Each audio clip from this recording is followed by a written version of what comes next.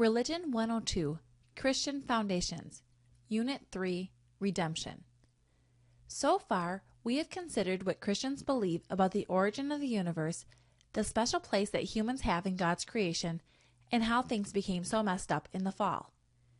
In Unit 2, we saw in Genesis 3:15 how, even in the midst of Adam and Eve's rebellion against God and the consequences of that rebellion, God revealed his intention to redeem his people and restore his creation. We were told that the seed of the woman would crush the head of the serpent.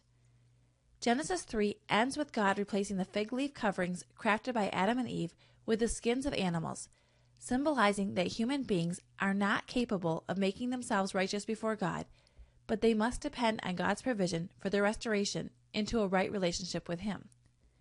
In this lecture, we discuss the important biblical doctrine of redemption, what it is, and what it is not.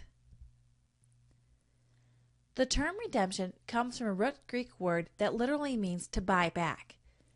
Like a person who pawns an item at a pawn shop, who is able to return to the shop and redeem the pawned item by paying the pawn shop owner, redemption means God buys back that which still belongs to him by paying the price to redeem it.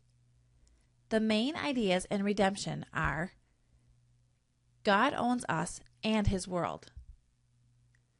Sin entered into the world through human rebellion, resulting in a corruption of our relationship with God, one another, and the material world.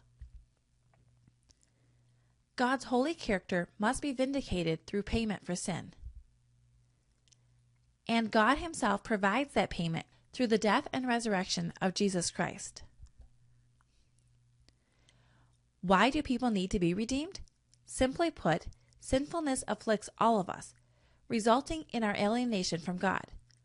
Romans 3:23 states that all have sinned and fall short of God's glory. The creator-creature relationship has been shattered by our sin, which is offensive to a holy God.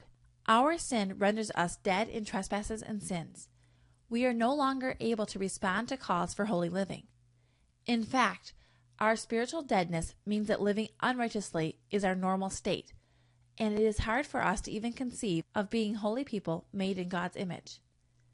Unless God rescues us, we would remain dead to righteousness. Consider these questions. Do you believe people should be righteous?